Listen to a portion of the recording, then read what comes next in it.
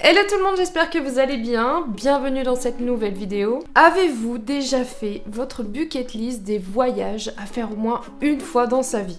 Eh bien, moi je l'ai listé il y a pas très longtemps et j'avais envie de vous la partager aujourd'hui. Ce sont un peu les voyages goals de ma vie, vous savez, c'est les choses à faire avant de mourir, vous voyez ce que je veux dire ? Que vous aimiez la culture, l'aventure ou encore les grands espaces, vous allez retrouver dans cette liste un peu les grands classiques du voyage, mais qui sont pour moi des rêves ultimes. Honnêtement, si vous êtes des personnes qui adorent voyager comme moi, eh bien je pense que ces destinations devraient vraiment figurer sur votre bucket list, que vous voyagez en solo, en couple, entre amis, je vous assure, vous le regretterez pas. Évidemment, il n'est pas question d'imposer quoi que ce soit à qui que ce soit. Spoiler, votre vie n'est pas ratée si vous n'avez pas rempli toute cette bucket list, mais cette vidéo est plutôt là pour inspirer ceux qui ont la tête un peu dans les nuages et tout le temps dans les voyages. Bon allez, prenez votre carnet de notes, voici 10 destinations à faire au moins une fois dans sa vie. C'est parti!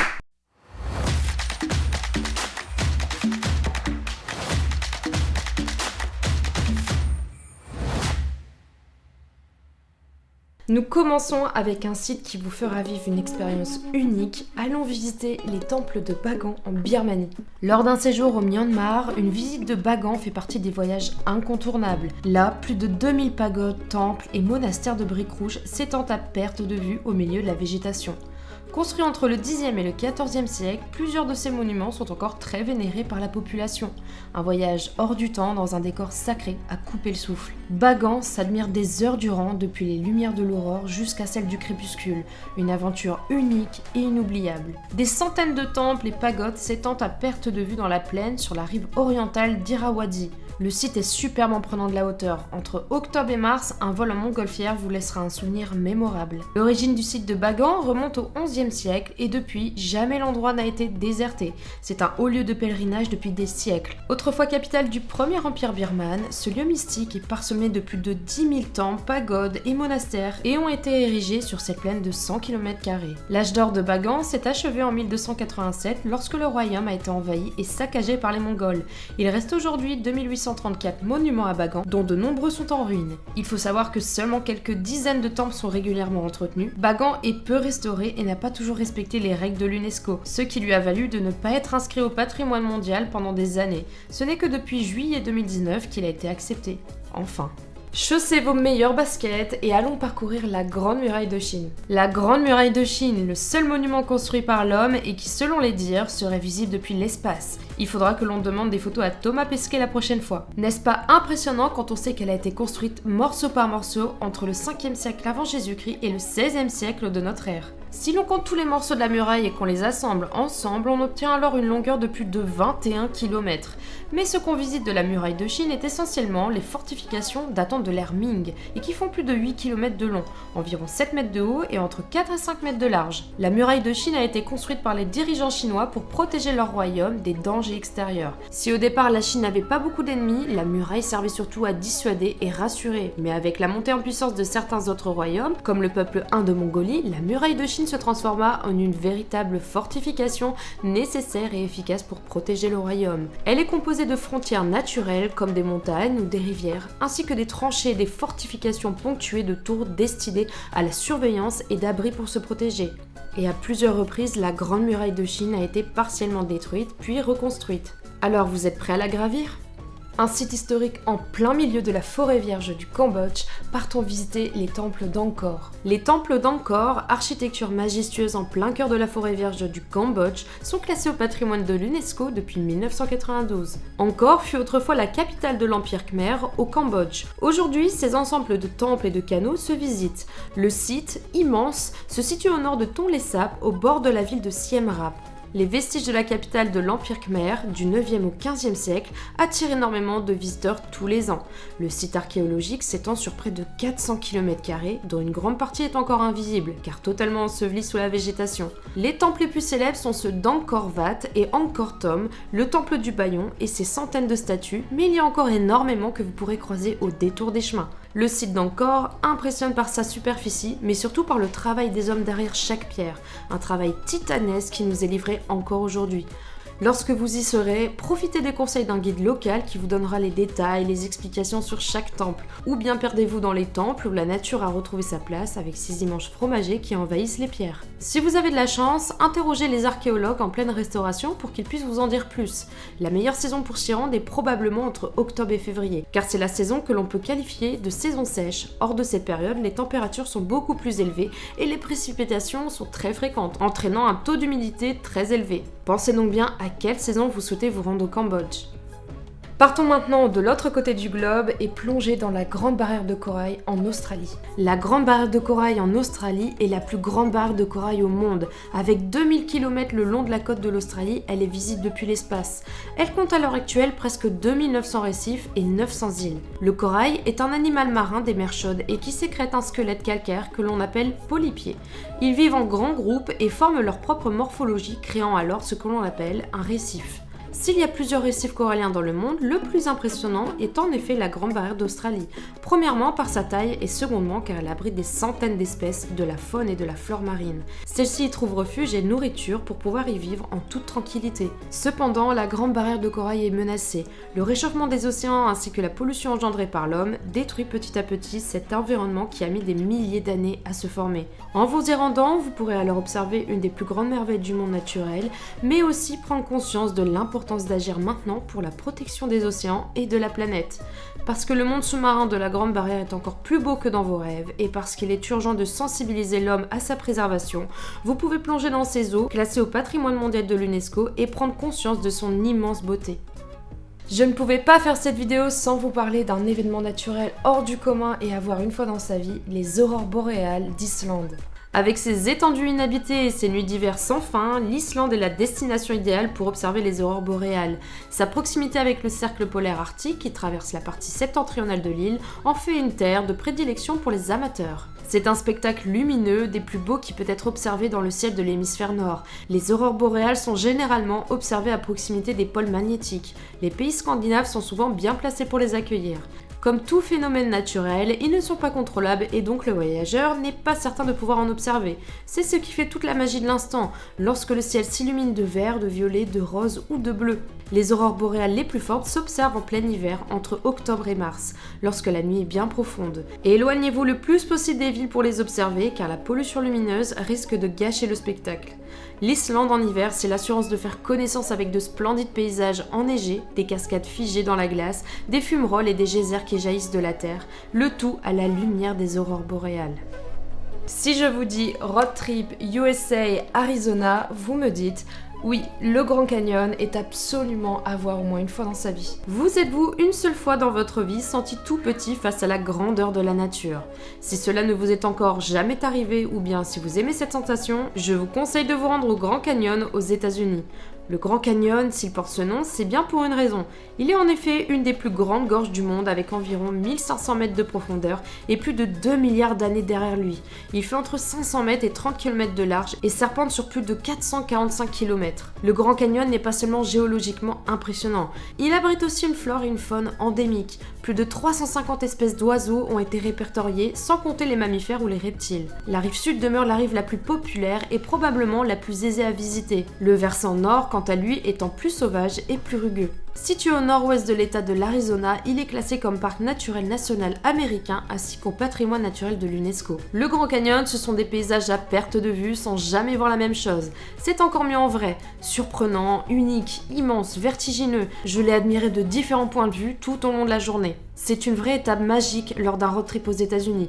Apprêtez-vous à vivre un moment incroyable. Même sous la neige, le parc national de Grand Canyon a son charme. Toutefois, pensez que les températures peuvent y être très fraîches, particulièrement la nuit. Le printemps et surtout le début de l'automne sont les périodes idéales pour visiter le Grand Canyon. Pour les amateurs de photographie ou bien les Instagram addicts, vous rendre au Grand Canyon vous époustouflera par la beauté de ses couleurs et le nombre impensable de photos à faire là-bas. Ça vous fera vraiment rêver. Le plus grand désert du monde qui offre un spectacle de miroirs incroyable, je rêve de voir le Salar d'Uyuni en Bolivie. Voici une région du monde qui ne vous laissera jamais indifférent. C'est le plus grand désert de sel au monde, situé à une altitude de 3700 mètres au-dessus du niveau de la mer et qui s'étend sur une superficie totale de plus de 10 500 km². C'est suite à la disparition d'un lac préhistorique près de 15 000 ans plus tôt que s'est formée une étonnante couche de sel dans un périmètre grand de 150 km par 100 km, l'équivalent de 2 départements français. Le Salar d'Uyuni est ainsi le plus grand désert du monde. On trouve ici et là des îlots parsemés de cactus de presque 10 mètres de hauteur dans cet immense désert de sel. Les paysages sont à couper le souffle. Cette région est presque désertique, seuls quelques cactus perchés sur des îles émergent de l'étendue blanche. Le lithium est également présent en grande quantité dans le Salar d'Uyuni. Ce dernier contient à peu près la moitié des réserves de lithium du monde entier. La ligne d'horizon disparaît, les perspectives n'existent plus, cet endroit est probablement l'un des plus incroyables déserts au monde. Il n'est pas rare de croiser des troupeaux de lamas ainsi que des flamants roses qui font partie intégrante du paysage de la région du sud Lipèze. Un coin reculé, certes, en proie au déchaînement des éléments et à des conditions parfois extrêmes, mais qui propose de découvrir un endroit tellement beau et original. Partir en expédition sur le Salar d'Uyuni, c'est aussi l'occasion de traverser le sud Lipèze, autre partie désertique où les volcans et les lagunes colorées vous garantissent des photos exceptionnelles. Partir visiter un monument dédié à l'amour démesuré d'un empereur envers son épouse, le Taj Mahal en Inde vous plongera tout droit dans un film romantique. Construit au XVIe siècle, le Taj Mahal, qui signifie palais de couronne, est le mausolée édifié par l'empereur moghol Shah Jahan pour son épouse, une preuve d'amour éternel. Situé à Agra, à l'est de New Delhi, il est considéré comme le plus grand joyau architectural de l'art indo-islamique. C'est aussi l'une des 7 merveilles du monde moderne. La construction du Taj Mahal a pris 22 ans, de 1631 à 1653. Les 5 dernières années ont été consacrées à l'édification des jardins. Le mausolée et les autres bâtiments étaient déjà finis. Le Taj Mahal a pu traverser l'histoire sans subir de dégâts particuliers, ce qui permet de l'admirer de nos jours tel qu'il était à sa construction. Si le mausolée est le plus connu, il ne faut pas réduire ce monument à cette construction de marbre. Le Taj Mahal est en fait un ensemble de bâtiments, de jardins, de plans d'eau et de fontaines à la symétrie parfaitement organisée. Il a d'ailleurs été classé au patrimoine mondial de l'UNESCO en 1983. Il y a 3 types de décorations au Taj Mahal, les peintures, qui sont rares, les bas-reliefs, essentiellement dans le marbre, mais pas que, les pietra dura, qui sont des incrustations de pierres précieuses ou semi-précieuses sur des plaques minérales, essentiellement du marbre. Majestueux, le Taj Mahal est synonyme d'amour et de romance. La pureté du marbre blanc et l'ornement exquis des pierres précieuses en font un lieu les plus populaires d'Inde. C'est une harmonie parfaite entre tous les éléments qui le composent. Il fait partie des voyages incontournables lors d'un séjour en Inde du Nord ou au Rajasthan. L'un de mes rêves ultimes, connu pour son mystère autour de sa construction, la pyramide de Khéops en Égypte. Première des 7 merveilles du monde antique et aussi la seule de ces merveilles encore debout de nos jours, la pyramide de Khéops est un monument imposant construit par les Égyptiens au temps de l'Antiquité. Sur une base carrée, elle s'élevait à près de 150 mètres de hauteur pour un côté de 230 mètres. De nos jours, elle est un peu plus petite suite à son érosion. Cette pyramide est la plus grande de toutes les pyramides jamais construites sur Terre. Quelle que soit la civilisation ou l'époque, elle représente une curiosité qui amène à se poser des questions sur son architecture, ses méthodes de construction et les raisons de sa construction. Elle est le tombeau principal de la nécropole dont elle fait partie, sur le plateau de Gizeh, tout près de la capitale de l'Égypte, le Caire. La pyramide a 4 côtés qui paraissent parfaitement droits, mais en réalité, chaque côté est très légèrement incurvé. Ils suivent une arête qui les divise en 2 parties égales, du haut en bas. La pyramide de Khéops a donc 8 côtés, pas 4, mais cette particularité est très peu marquée et n'est visible qu'aux équinoxes, c'est-à-dire les jours durant lesquels les rayons solaires rasent les 2 faces nord et sud. À ce moment-là, on constate que ces 2 faces sont bicolores, une moitié est à l'ombre et l'autre au soleil. Depuis 4000 ans, les pyramides de Gizeh en Égypte torturent l'esprit des archéologues et scientifiques. La pyramide du pharaon Khéops est le chef-d'œuvre de ses prouesses architecturales. Comment les Égyptiens antiques ont-ils érigé ce monument ? Plusieurs théories s'affrontent et j'ai moi-même dû regarder une centaine de documentaires à ce sujet, tous plus passionnants les uns que les autres. C'est sans aucun doute le monument le plus mystérieux du monde dont les certitudes émises par les scientifiques sont sans cesse contredites par d'autres découvertes au fil du temps. Si vous avez l'âme d'aventurier un peu comme moi, il y a un endroit qui me fait rêver depuis toujours, il s'agit du Machu Picchu au Pérou. Machu Picchu, signifiant vieille montagne en quechua, est le nom contemporain donné à une île Acta, une ancienne ville inca des Andes en quechua, construite vers 1450. La cité perdue est dans l'imaginaire de tous les aventuriers, petits et grands. Vestige inestimable d'une civilisation encore mystérieuse, le site archéologique est resté plusieurs siècles enfoui sous la végétation. Cité créée par les Incas au moment de l'apogée de cette civilisation au XVe siècle, elle comporte de nombreuses terrasses ainsi que des murs de pierre minutieusement assemblés, ayant remarquablement bien traversé les époques. Perché à plus de 2400 mètres d'altitude, le lieu n'a pas encore livré tous ses secrets. De nombreux chercheurs étudient encore les ruines de cette cité Inca afin de comprendre l'organisation de cette civilisation disparue. Abandonné par les Incas et ignoré par les conquistadors espagnols alors basés à Cusco, le Machu Picchu fut redécouvert en 1911 par l'archéologue américain Hiram Bingham. Classé parmi les 7 nouvelles merveilles du monde, le Machu Picchu reste encore aujourd'hui un mystère quant à sa fonction primaire. S'agissait-il d'une ville, d'une forteresse, d'un centre administratif ou d'un centre religieux? Une grande partie de la beauté et du charme attribués au Machu Picchu se doit à son milieu naturel, spectaculaire, composé de forêts et de montagnes. Sa faune et sa flore sont particulièrement diversifiées et très intéressantes. Près de 200 espèces d'orchidées ont été enregistrées dans le sanctuaire. Il est considéré à la fois comme un chef-d'œuvre d'architecture et d'ingénierie. Ses caractéristiques architecturales et paysagères particulières, ainsi que le voile de mystère qui a tissé autour de lui une partie importante de la littérature publiée sur cette merveille du monde, en font l'une des destinations touristiques les plus populaires de la planète. Le Machu Picchu, classé au patrimoine mondial de l'UNESCO depuis 1983, c'est le voyage incontournable lors d'un circuit au Pérou. Je crois que c'est l'une des vidéos de voyage que j'ai le plus aimé travailler pour ma chaîne. L'histoire du monde me fascine et c'est ça qui m'a donné envie de voyager justement. À mes yeux, c'est pas seulement pour du loisir voyager, c'est aussi de la culture, c'est aussi apprendre plein de choses, voir plein de choses et ouvrir son esprit. Pour ceux qui sont curieux, pour le moment je n'ai rempli qu'une seule case sur ces 10, il s'agit du Grand Canyon, mais j'espère pouvoir visiter toutes les destinations que j'ai citées dans cette vidéo. D'ailleurs, honnêtement, j'aurais pu rajouter facilement 10 autres destinations, mais il a fallu que je fasse un choix, sinon la vidéo allait durer 30 ans. Bon, vous aussi, n'hésitez pas à me partager dans les commentaires votre bucket list ultime de votre vie, je serais ravie de vous lire. Merci à tous d'avoir suivi cette vidéo, j'espère que ça vous a plu. Si oui, n'oubliez pas de vous abonner à ma chaîne, n'oubliez pas non plus de mettre un petit like parce que moi c'est toujours du soutien en plus. Bref, on se retrouve la semaine prochaine, je vous souhaite une très belle semaine, ciao.